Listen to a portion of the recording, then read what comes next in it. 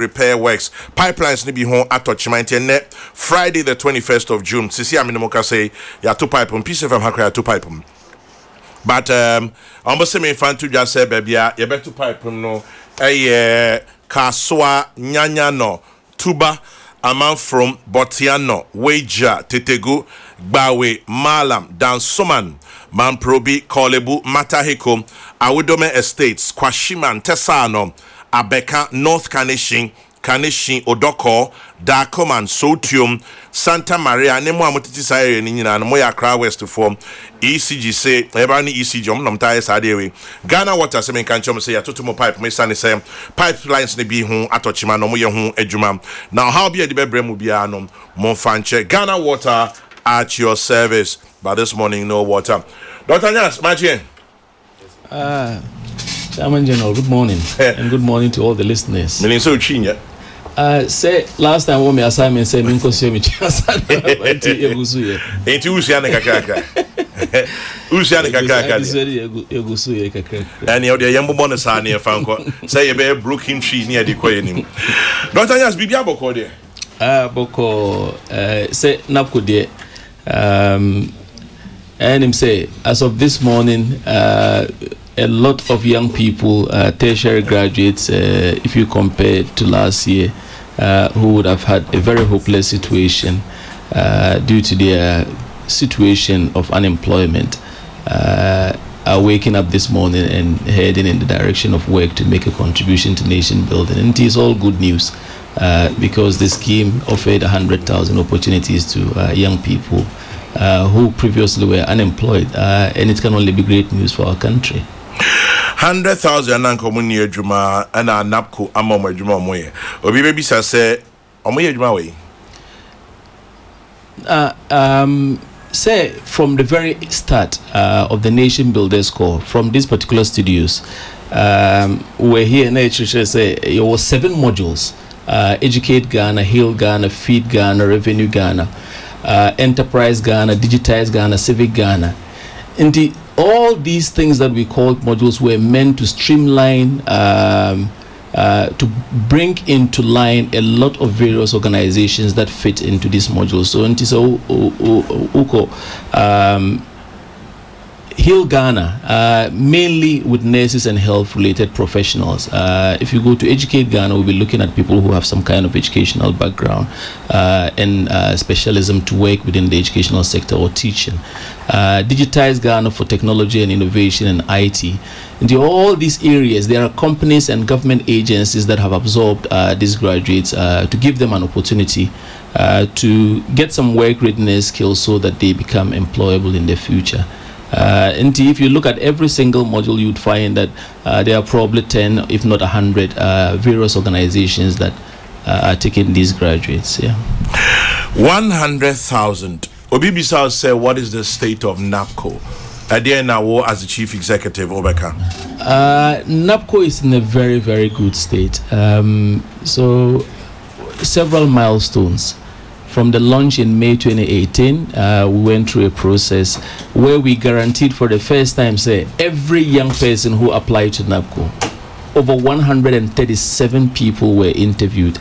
Now, I him say, the main gatekeeping to the world of employment is interview. And a lot of these people, over 137,000 people, graduates, Nabco was their very first interview experience, and that was a major achievement for the organization. And then we went through a system where we had to screen and select very well qualified and able young people, male and female, to join the scheme. And as of today, you would find that over 97,000 of these people are engaged in various public sector places. Previously, the issues you would have heard of with Nabco would be issues to do with delays in placing some of these people because some agencies were trying to give them the right appropriate orientation before they onboard them. And also, I'm sure in this studio we have had to explain on a couple of instances issues to do with payment.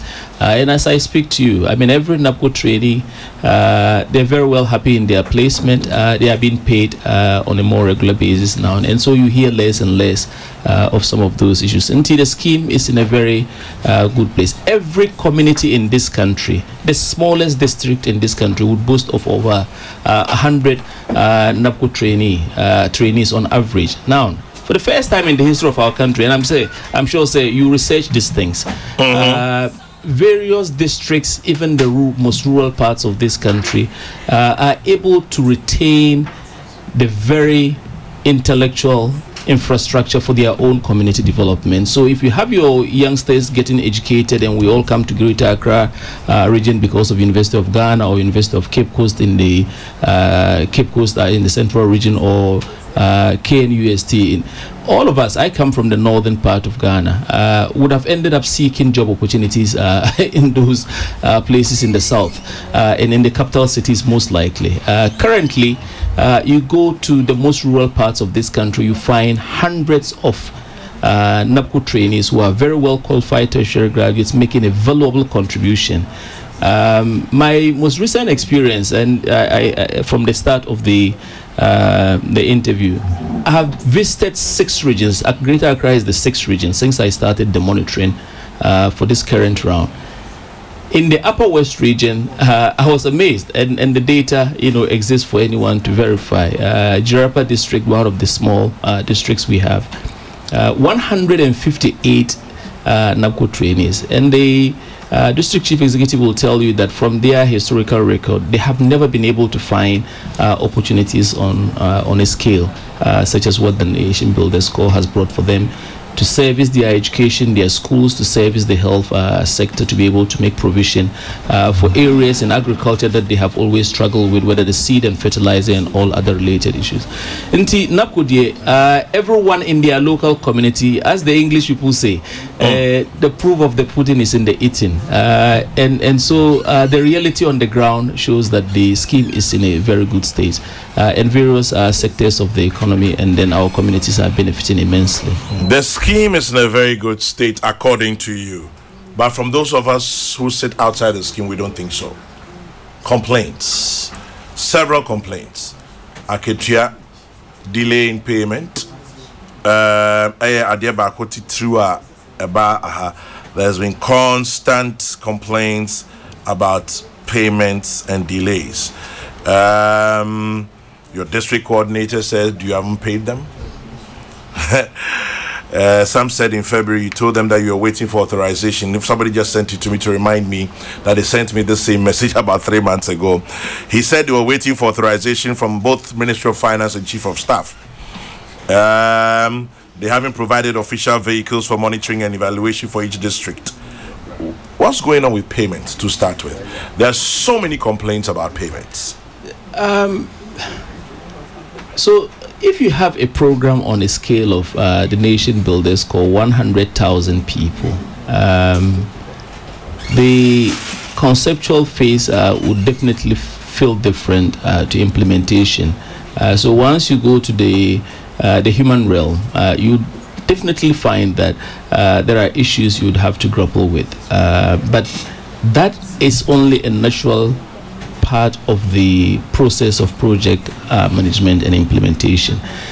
For the Nation Builders Corps, we relate to 3 significant P's. The first P was pending, people who had issues because they were not placed yet, because the organizations were getting themselves together.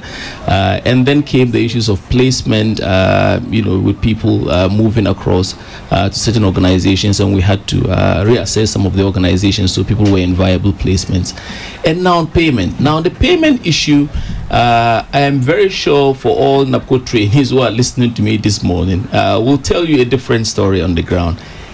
If you have a Nabco trainee who has not been paid all the way to April, they will have a reason and an explanation why they have not been paid, because we simply don't leave trainees out when they are not paid. They are told the reason they cannot be paid. The reasons can vary. It can be on issues to do with their own sort of banking issues. For example, the now defunct banks that had problems, because people took eSwitch cards from them, and now they're no longer functional, or they actually had wrong entries, or we're struggling to pay them because there are mismatches between their names and then what their payment data is beginning to show. Into every Nabco trainee who doesn't get paid would know the reason why. Now, having said that, it doesn't seem to be what we hear. I'll explain that. Having said that, this is in the very minority. Because every single time we make payment, we affect over 90,000 of the Nabco trainees, and then we go all the way back to address what we call outstandings. That is, those that have been flagged as having a range of issues because they've probably been cited on a particular payroll, or they have had any of the technical issues that I mentioned earlier, or even for that particular month, the validation did not capture them because they have been reported as not worked in that month by even their module implementation partner, that's the agency they have been placed with. Until not all those who shout from the rooftops that I have not been paid are actually owed. You can hear a lot of I have not been paid, but it doesn't mean that Nabco owes them, because a lot of them just jump on the bandwagon. But if you go to the ground and you ask our district coordinators, the scheme budgets for people who are on the scheme and working. If you are on the scheme and the module partners give us report, even if your district coordinator validates you for payment at headquarters level, we don't pay you. We hold it until we're very certain that the opposite is the truth, and then we can go ahead and pay. And to the payment issues, most of our trainees, I am very sure, say, this is how the system works. If we hadn't paid these people the sort of numbers that we have, I don't think that I will have the the sort of peace of mind to be sat in a studio communicating what I'm currently stating. Yeah. Yes, but you're telling us that you've paid, everything is fine. So how then do you manage this seeming complaint that fills the media space, that they've not been paid, district coordinators have not been paid, Nabco trainees have not been paid? It seems to be a sing-song, and until today, nobody has really said much. I remember the information minister, Kujopon Nkrumah, answered these questions not too long ago, and he made a promise that all outstandings will be taken care of.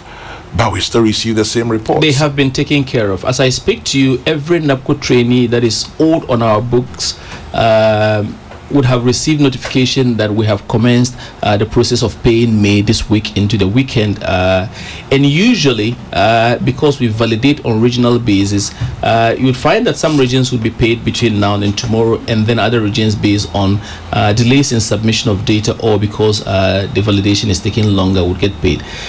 Like I said, as for payments, on the ground, the feel and the reality is different. Having said that, I mean, if you'd find that in a particular month, on the scale of Nabco, 3,000 or 4,000 people have not been paid out of 100,000.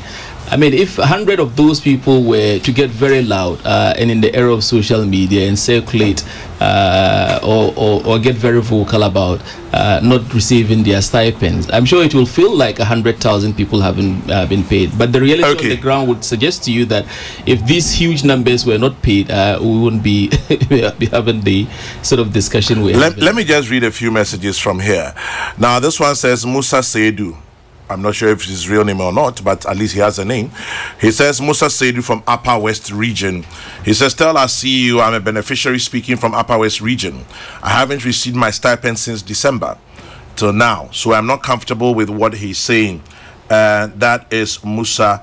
And then this one also says, please, I'm a Nabco trainee without money for 5 months. Can you give me just 3 minutes to speak on the show with the CEO? Ask him those who received November, December, and March are yet to receive January to April. These are some of the complaints we get all the time. And so this one says, I'm a beneficiary of the program. It is indeed a very good program, but the only problem is on-time payment of our monthly allowance. Generally, all personnel, despite some few challenges, have been paid till April. Well, as we speak, May has not been paid. And then this one says we have been paid up to April. Micah in Kumasi. So, so these are some of the complaints we receive. So the reality is that by the sheer scale of our program, is so decentralized to an extent that if Musa is a genuine trainee, he could be very kind to tell you the most recent text messages he would have received from the Nation Builders Corps on people that are owed for a range of reasons. So, for example, if someone joined the scheme in December, and after the mid-December cutoff point, they would not be qualified to get paid in December until they are placed in the new year in January. But the trend was because people were getting paid for November, from November. There were a lot of people who joined the scheme later who felt like they were owed money because the scheme started paying from November. It's not free money. These are funds that are accountable to the public payers. We cannot just pay people who are not part of the payroll. But the other reality is that on the ground, every district has a district coordinator, very local to the scheme, that can respond in a very capable way, in the very same ways that we do from the headquarters. If you have an issue with payment, that is your very first point of contact. They do the validation, it goes through the regional, and then we verify with the MIPs, that's the placement organizations, before we go ahead and authorize payment with Ghana Interbank Payment and Settlements, that's GIPS. So the payment process is quite straightforward, and majority of them would not have these issues. The few that have these recurrent issues of payment would have a reason on a monthly basis why Nabco is still unable to pay them. In certain cases, they are caught in a situation where they are in duplicate employment, so they are in one employment and they have been cited on another payroll. As recent as March, April, when we tried to clear payments, we still found that there were people caught on other payrolls, whether it has to do with the current recruitment into the National Identification Authority, or the most recent issues with the Forestry Commission, or even the Youth Employment Agency, and even some cited on national service. And these are issues that we don't make up. There is data to back it, and we've shared that with those respective organizations so we can make progress. So if in your district, if Musa was verified even to be paid, but we have data from these institutions to the contrary, the scheme cannot go ahead and just authorize payment until we satisfy that you actually work for the scheme. What has been institutionalized to stop a lot of these campaigns is the timesheet. So you'd have to submit your timesheet for validation at a cutoff point, and a lot of them don't respect the procedures for the timesheet. If you miss the cutoff point, we are unlikely to validate you to get paid for a particular month. Now, so Dr. Anyass, let me read this to you. Yeah. This one says, Dr. Anyass always puts the blame on we, the trainees. I started the program in December. I had all my details correct.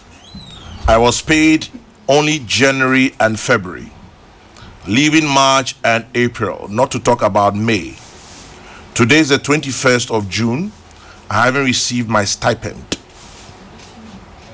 How is that possible? Exactly the point I made. So this is a trainee who understands why they were not paid for December. They joined in December and they have been paid for January and February. Now, the only way I can say that the headquarters and know that this trainee continues to work for the organization and hasn't found recruitment in some of the recent activities in the public sector would be if I have data coming from his district saying that he's still with the Nation Builders Corps and qualifies to get paid for March and April. I am very certain if he had gone ahead to give you, because we're very much in touch with them on a regular basis, because we don't like some of these misunderstandings being spread as if it affects the whole. He will tell you that if he was actually still on the scheme, he has received a couple of messages explaining you're being processed for your March payment or your March stipends, but there is a reason you had not been paid. Somebody sends a reason. Yeah. Somebody says the reason why they've not been paid for March and April because their banks were inactive. But he says, how come then that you've paid everything, you haven't paid March and April, yet you are going to pay for May? If I read the full thing, it says, ask Dr. Anyass why they haven't paid March and April stipends to some trainees, yet they want to pay for May. It breaks the heart of trainees the way and manner they handle payment issues. It takes so much time for them to pay arrears, yet any little mistake we make, they use it as an excuse not to pay us. An example is that we were not paid for March and April because our banks were inactive. Meanwhile, the cards are still active. and we can cash our money in any other bank. We changed the cards for 3 weeks now. We still haven't heard from Nabco. It's obvious they just need an excuse not to pay us. Well, Al Hassan in Tamale sensed that.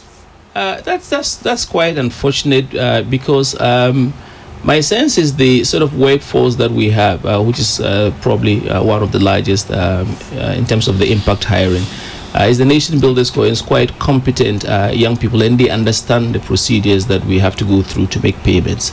And I'm sure that he's explaining this because he would have received this notification from us explaining the reason we are unable to pay. Now, if you look at some of the banks that recently had problems as a result of the adjustments in the banking sector, a lot of trainees who would have belonged to these banks had issues, and we wanted them to acquire new ways to be paid, on the easy platform. And we explain this on a frequent basis. We cannot make excuses with funding that we have to pay Nabco trainees. We will not be reaching out to them if we did not have the money to pay them. We're actually contacting them because GIPS is struggling to make payments to these trainees, but because of the entries that they have, they are unable to do so. Here's somebody who's very happy with you. Them. A lot of the time, they have to equally take their share of the responsibility and make sure that we're all doing the right thing. It makes my life easier if the data was correct enough to just instruct payment. And then. But here's somebody who's very happy with you. She says, I'm a Nabco trainee. I've never missed a payment because I took my time to complete the forms. A lot of my colleagues don't read instructions very well and they end up suffering. For me, I'm happy. Kudos to Dr. Anyass. Ella at GRA. But then,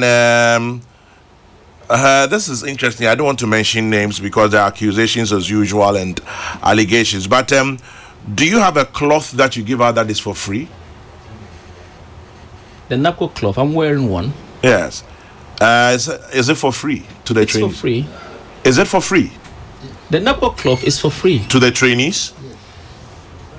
Nabco cloth was shared nationally based on the numbers of trainees within various districts and regions to be given to Nabco trainees who had submitted and uploaded their data that they were on the program. So it's been given to them for free. Please emphasize, is it for free? Unless there is a reason to the contrary. No, you are the CEO. That's why I'm asking. Well, I want your emphasis. That is for free. Well, I have given the emphasis. Fantastic. Reason why I seem to be pushing that is because somebody says, well, check out Ashanti region. They are charging 30 cedis for the cloth. It could be speculation, it could be an allegation, exactly. But it's out there. The case. But what I will say is that if there is any truth to the allegation that is being made, I think that the person should get in touch with the organization, and we take this issue seriously. I don't see how anyone could be selling something that has been made public. I mean, I have said that everyone welcome to Ghana. Even our module partners know that that the cloth is being given for free to them because that was funded by the government. I see. If I may ask, what's the exit plan for Nabco? Since we all know that it is not permanent employment, what's the exit plan? What is the time frame? How are you managing that? So this is one of the critical areas in terms of the next steps of the organization. I am very certain that from the very beginnings of it, we had issues bordering on sustainability, and that question came up a lot. One, because there was a sense that the sheer scale of it, funding would be an issue. Funding has not turned out to be an issue. We're paying the trainees on a regular basis. The other issue is what happens to all these trainees considering their numbers when they come to the end of the program after 36 months. Now, Nabco was designed as a work and learning program. What that means is that from their very point of entry, we also saw them as exiting the scheme, having acquired the essential work readiness skills. In fact, when I was sat at the reception waiting for this interview to commence, I took interest in the Daily Graphics advertisement today for an environmental health officer or something of the sort. I've actually taken a shot of it, and it's actually quite interesting because this is the reason the scheme was established. If you look at the requirements to be hired for that particular role, usually we all pride ourselves in the qualifications that we have. I have a bachelor's degree in political science. Others would state they have a bachelor's degrees or higher national diploma. But if you look at any public advertisement to hire for a job vacancy, what you're likely to find is that your degree that you so much cherish is just but one bullet point out of several. And what I saw today this morning actually has 9 bullet points with the requirement to have something in the social sciences or the environmental health sciences or biochemistry or chemistry or science related areas. That is just one bullet point. All other 8 bullet points talks about the certain skills that you require in terms of your ability to function as an IT in the IT environment, communication skills, being able to manage people, your team work skills. All these essential work readiness skills, if you were to apply for that role today and all you could boast of was I have a degree, there is a chance that you could not get hired. It also requires you to have 2 years experience. If all you had was national service, there's a chance that you would still not meet the requirements. So Nabco is preparing them for the future? So Nabco is supposed to work on all these essential areas that you require to add to your very foundational qualification to make you employable. And so if you were to look at the data that we have from the start of the scheme, over 9,000 Nabco trainees so far, based on the data that we have already transitioned into permanent employment. Now, this has not taken account of recent recruitments that are taking place, and we're going to do the stock taking by the end of July. And I'm sure that we would have had over 15,000 of our trainees exiting already. Now, in the majority of cases, what you find are 3 tracks. People gaining retention in their current workplaces because there are recruitments going on. The Ghana Education Service was a clear example, Ghana Revenue Authority another, and then we have other bits and pieces happening maybe in the local government area. If you look at the other aspect, there are a lot of our trainees who are entrepreneurial. And for them, they are not looking for anyone to hire them. They're just looking for the essential skills and support to be able to set up their own business, so they could equally become employers of their peers. And we're preparing them equally based on the sort of exposures that we give them on the scheme. The final category I usually put in the further learning category, because people are being exposed to environments that they have never. I was in the Western region 3 days ago. As part of my monitoring, and I was surprised. We went to Takoradi Technical Institute. Over 40 Nabco trainees work there, and a lot of them, not all of them have the engineering related backgrounds, but they're starting to enjoy and learn a lot on the work that they are already training themselves during the weekends to be able to fit in such work environments. So they are defining their career pathways already, and that is becoming clearer to them thanks to the Nation Builders Corps. So if they were to pursue further studies, they were likely to take a very focused approach in terms of their career choices for those further learning. So we've always thought about this in terms of how our trainees will exit. And I believe that a lot of them are beginning to see the value in that. Dr. Anyass, I think you should investigate this thing about 30 CDs, because I'm getting loads of reports from all over. Some have explained that the 30 CDs is for sewing the cloth. Okay. Some say that it is to sew whatever. And we're getting it from all over the place. It's Bono East. I have Bono East here. I have Agona West.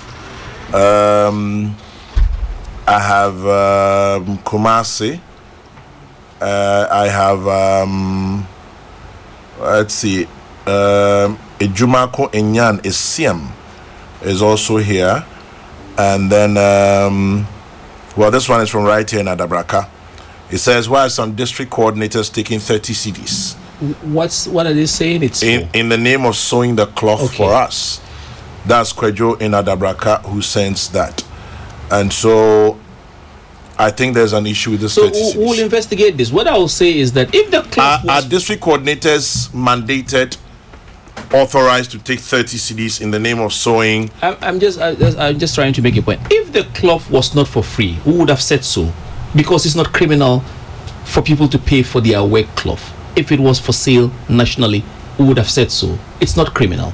Government decided that at the very start of the scheme, a lot of these young people were taken onto the scheme had not worked beyond their national service in majority of cases, and did not have the sort of financial muscle to be able to pay. So you realize that from the point of application all the way even to the passing out ceremony when we gave out the t-shirts, none of this was paid for by Nabco trainees. But I'm beginning to see the trend that in some of the districts that you have cited, they are citing the 30 city, which is what is being cited as being for an arrangement to sew the cloth, not to pay for the cloth. And those district arrangements we will never know, because the welfare schemes in every district vary, and if the arrangements are being made local, we would have to investigate and find out what. But certainly the Nabco cloth is for free. We don't charge. Otherwise, we would have taken the money directly from source, because we pay them, and we haven't done that. Will you have time? Can you make time? Let's do a Nabco program one day soon. When would that be? I'm ambushing you right now. A Nabco program on? You and I. Let's do a full program, 2 hours on Nabco. I think I'm all for it, because these are the opportunities that allow for a lot of clarity on the issues. What tends to happen with Nabco is the very reactionary ways we all react to an issue that has suddenly sprung into the public space. But the scheme is running, and if people were to actually even leave me out of the equation and the managers of the scheme, you'd find that the module implementation partners, the likes of the Ghana Revenue Authority, the Ghana Education Service, Ghana Standards Authority, the Ministry of Trade, Ministry of Food and Agriculture, all these agencies that have huge numbers of Nabco trainees, you could actually get that as the source to contradict or confirm a lot of the things that I say in my public narrative. So I'm all for it. When do you want to do that? But I'm currently on a nationwide monitoring which ends on 5th of July. So I'm mostly out of Accra. I'll wait. The only days I am in Accra and Monday. I'll wait for when you're done. No, I am all for it. If you want to schedule that, we can make that very public. And I would invite the public to take a keen interest in this. Should we do Monday? Monday we're still in Greater Accra, so Monday is a possibility we can do. Do that. Yeah. It will affect your time. The Greater Accra Regional is looking at the schedule he has for Monday. But I think that you are doing Greater Accra. We are doing the nation and the world by sitting here. Exactly. So let's supersede you. Well, I know I'm bullying you to agree, but your CEO says you do it. So I'll overrule my regional coordinator on this meeting. Yeah, I'm all for it. So, Dr. Anyass, we're seeing you on Monday morning. Dito. Most certainly. Would love to have you. Most certainly. Because I like for us to just read it strictly, you are us and the public and the issues that have come up. Probably, as you mentioned, if we do a little more checking with the agencies that have these Nabco personnel, would have better feedback on how it's being run. And for those who, because I have a message here also that says that some of these Nabco trainees actually are not working. They are registered on Nabco. They are not going to work. And yet they are sitting at home or doing other stuff and expecting to be paid. And so we probably may want to look at that as well. Yeah. Somebody has sent me something here right now that says so. Of course, I can't independently. These are issues that are critical. What I say is that, for the Nation Builders Corps, we're nation builders for a reason. I know there are aspects of nation building we all engage in. What you do on a daily basis on this station is an aspect of nation building. Your critical positions on issues all are to assist in offering clarity on issues that affect nation building, and I think that we're all making a contribution. What I say is that all the contributions that come through when we have these encounters are valued, because the Nation Builders Corps is a scheme that is meant to service this nation, allowing young graduates to make a valuable contribution to our nation and gain essential work readiness skills. His Excellency Nana Addo Dankwa Akufo-Addo, the vision was to make sure that the sort of transformed nation or transformational country we're trying to build, if you didn't prepare your very tertiary graduates for the opportunities of the future, what you're going to find is that you build a country for another set of citizens or some other countries' citizens. But if you prepare your workforce by investing on the scale that the president is doing and this administration is doing, then it means that there is a guarantee that by the time we get to that transformed nation, those opportunities will be for the very Ghanaians that we have prepared. And that can only be the mark of a visionary leader, because you don't want to get to that destination and still have complaints that people are unemployed and other people are benefiting as a result. So we all have to be nation builders and make our own contribution, and I cherish these encounters. Yeah. Thank you very much. So we have you back on Monday morning. I'm looking forward to Super. it. Dr. Ibrahim Anyass, CEO of the Nation Builders Corps, Nabco, is here in the studio. He's agreed to join us again Monday morning, and I'm sure we'll have a more detailed program.